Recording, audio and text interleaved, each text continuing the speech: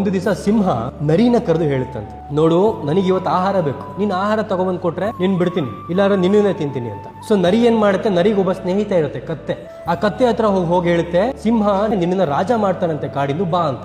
ತಕ್ಷಣ ಕತ್ತೆ ಓಡೋಡ್ ಬರುತ್ತೆ, ಸಿಂಹ ಕತ್ತೆ ಮೇಲೆ ಅಟ್ಯಾಕ್ ಮಾಡುತ್ತೆ. ತಲೆ ಮೇಲೆ ಕತ್ತೆಗೆ ಒಂದಷ್ಟು ಕೂದಲಿರುತ್ತೆ, ಆ ಕೂದಲು ಕಿತ್ಕೊಂಡ್ ಬಂದ್ಬಿಡುತ್ತೆ. ತಕ್ಷಣ ಓಡ್ಕೊಂಡು ಹೇಗೋ ಬಂದ್ಬಿಡುತ್ತೆ ತಪ್ಪಿಸ್ಕೊಂಡು.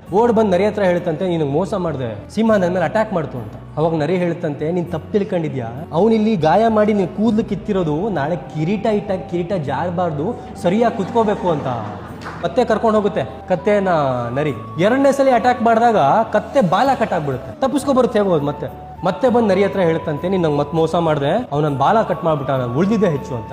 ಆಗ ನರಿ ಹೇಳುತ್ತಂತೆ, ಅಯ್ಯೋ ದಡ್ಡ, ನೀನ್ ಬಾಲ ಕಟ್ ಮಾಡಿದ್ದು ನಿನ್ ಸಿಂಹಾಸನದ ಮೇಲೆ ಕೂತಾಗ ನಿನಗೆ ಇಕ್ಕಟ್ಟಾಗಬಾರ್ದು ಅಂತ ಹೇಳಿ ಮತ್ತೆ ಅದನ್ನ ಕನ್ವಿನ್ಸ್ ಮಾಡಿ ಕತ್ತೆಯನ್ನ ನರಿ ಕರ್ಕೊಂಡ್ ಬರುತ್ತೆ. ಮೂರನೇ ಸಲಿ ಸಿಂಹ ಕತ್ತೆಯನ್ನ ಬೇಟೆ ಆಡ್ಬಿಡುತ್ತೆ. ಬೇಟೆ ಆದ್ಮೇಲೆ ನರಿ ಹೇಳುತ್ತಂತೆ ಸಿಂಹ, ಈಗ ಈ ಕತ್ತೆ ದೇಹವನ್ನ ತಗೊಂಡೋಗಿ ಅದರ ಮೆದುಳನ್ನ ಮತ್ತೆ ಅದರ ಹೃದಯವನ್ನ ತಗೋಬಾ, ನಾನು ತಿನ್ಬೇಕು ಅಂತ. ನರಿ ಹೋಗಿ ಅದರ ಮೆದುಳು ಮತ್ತೆ ಹೃದಯವನ್ನ ತೆಗೆದು ಬರೀ ಹೃದಯ ಮಾತ್ರ ತಗೋಬರುತ್ತೆ. ಏನ್ ಬರೀ ಹೃದಯ ತಗೊಂಡ್ಬಂದಿದ್ಯಾ ಮೆದುಳಲ್ಲಿ ಅಂತ ಕೇಳಿದಾಗ ಹೇಳುತ್ತಂತೆ, ಅವನಿಗೆ ಮೆದುಳಿದ್ರೆ ನೀವು ಮೂರ್ ಸರಿ ಕರೆದಾಗ ಎಲ್ಲಿಂದ ಬರ್ತಿದ್ದ ಅವನು.